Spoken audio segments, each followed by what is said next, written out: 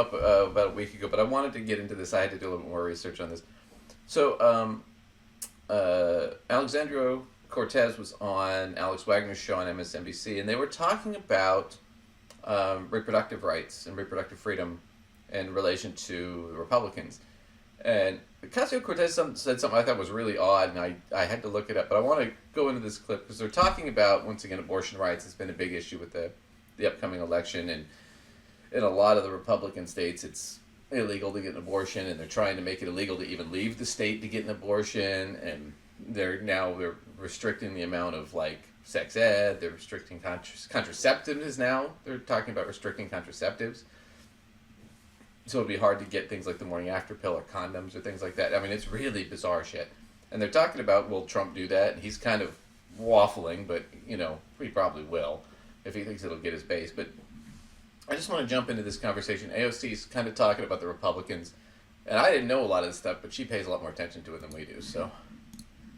I have to ask you, because we were talking about children and literally children in meat grinders, from the party that is the pro-family party, the party that this week is facing a sort of crisis as it has pushed the nation towards sort of a Christian nationalist agenda.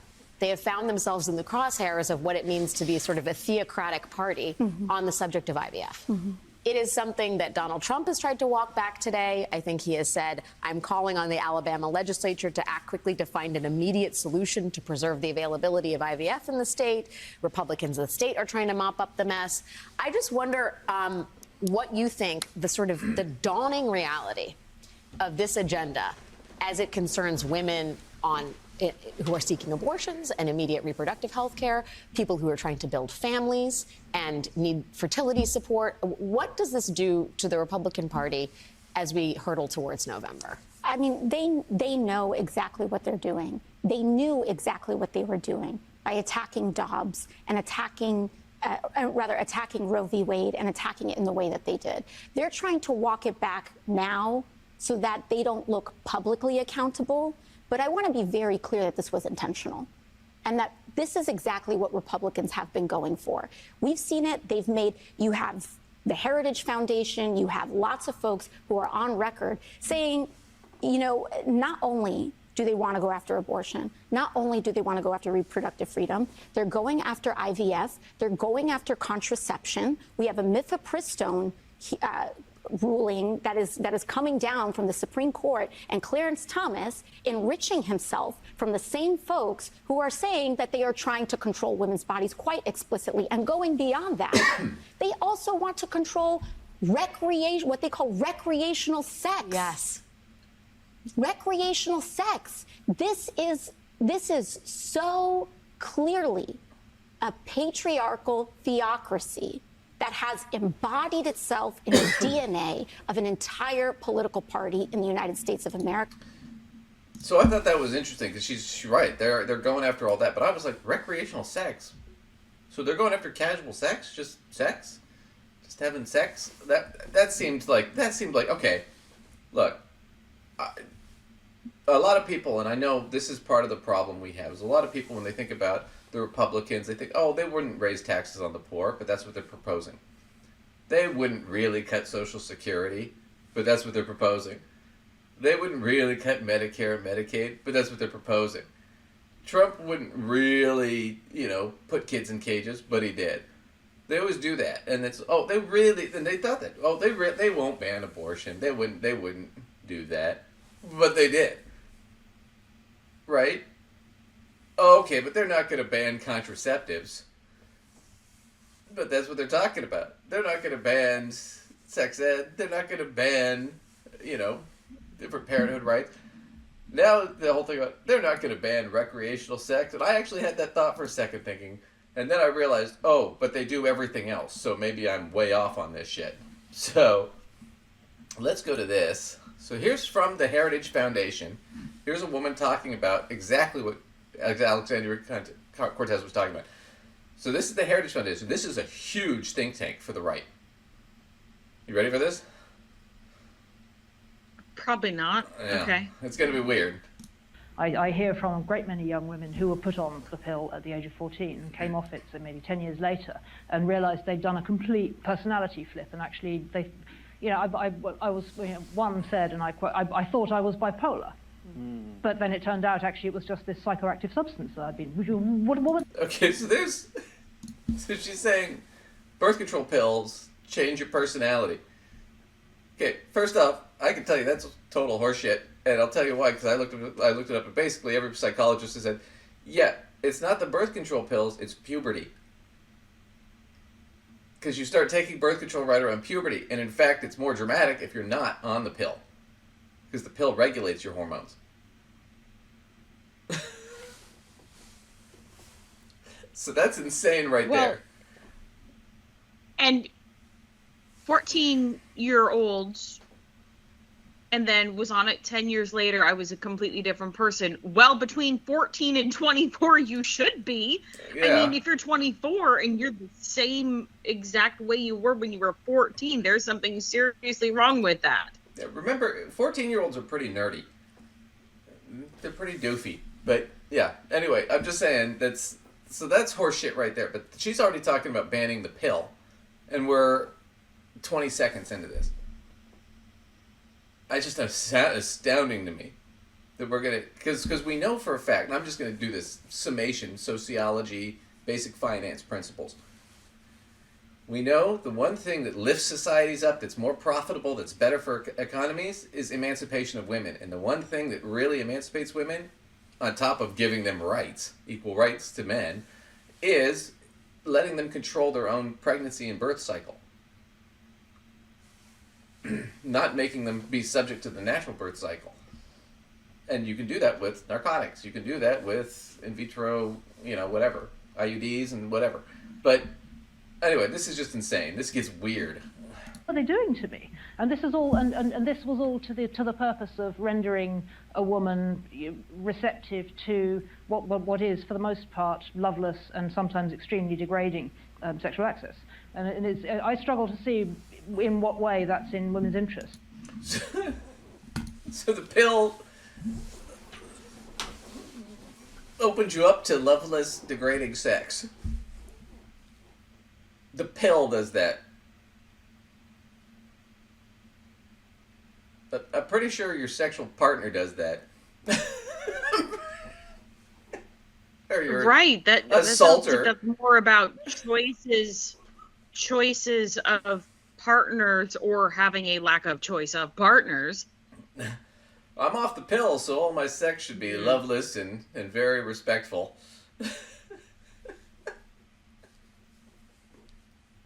It's fucking... God, if that was just the magic. No, but you know what it reminds me of? It reminds me of, there was that episode of, was that 70s show, and the girl Donna, she's like 16, and she gets on the pill, and her father finds out, and he thinks, oh, if she's on the pill, she's going to start having sex with all these guys. It's like, no, that's not why you go on the pill. You go on the pill to regulate your period.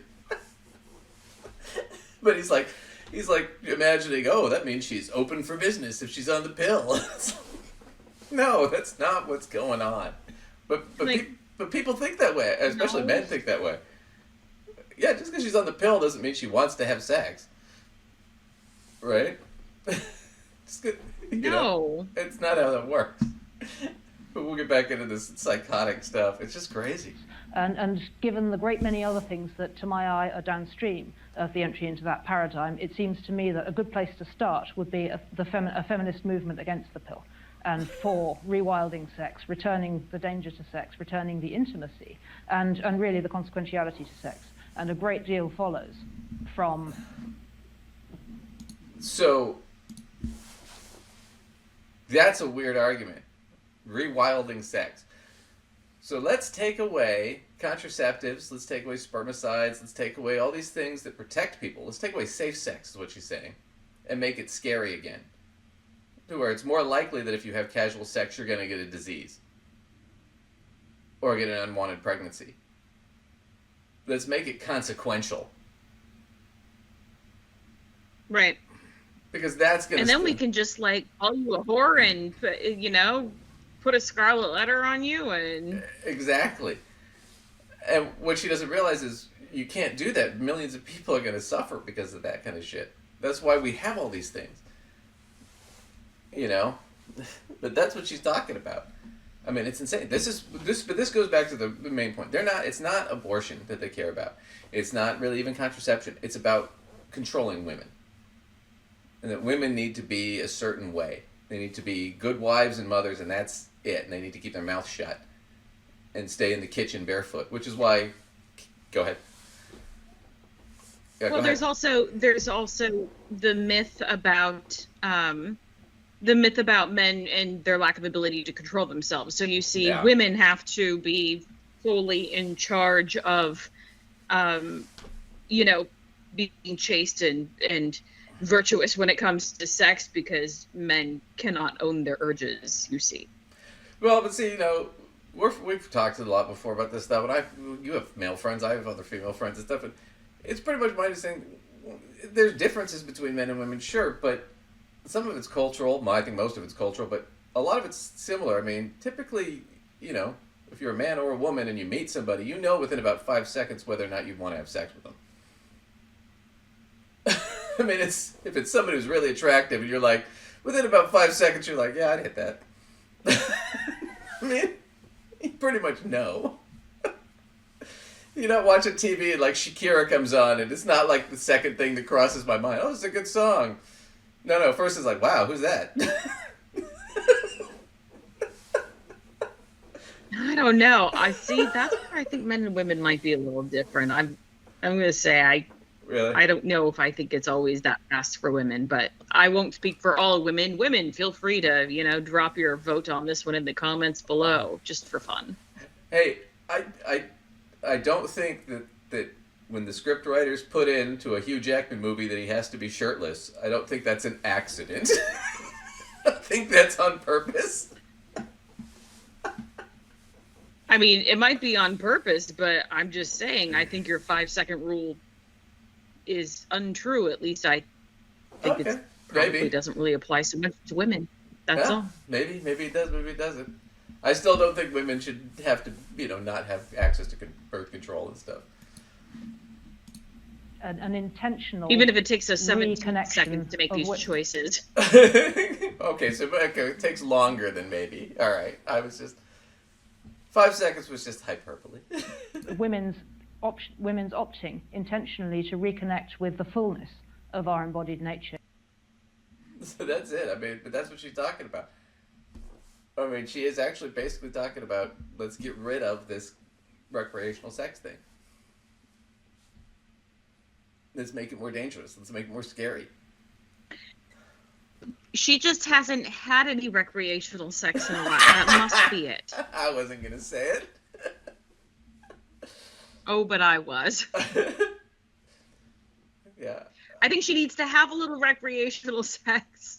Yeah, It could be with someone she loves and be recreational, okay? I'm not saying it needs to be loveless sex. I mean, if she wants to have loveless sex, she can have that too, because she gets to choose what she does with her body. Casual sex is okay. You don't have to be in love with the person. I think that's a myth. But, yeah, no, I'm with you too, where it's like, I'm sitting there like, she seems like one of those conservatives that thinks the female orgasm is a myth. Ooh, ouch. I don't know. But yeah, it's insane. It's just insane to me. But that's what it's about. I mean, you think abortion's where they're going to stop? No. They're going to stop with you having protected sex. They're going to keep going to that. Then it's going to be you can't have sex till you're married. Or it's a felony. I mean, it's fucking insane. I mean, they're really it's like Puritan shit. It's like, I mean, this Christian nationalist shit. It's weird. Weird stuff. I just wanted to cover it because I thought it was bizarre. And I couldn't believe it when AOC said that. And then I looked it up and it's like, sure enough, that's true. So, it just seemed like it was too crazy, but apparently it never is.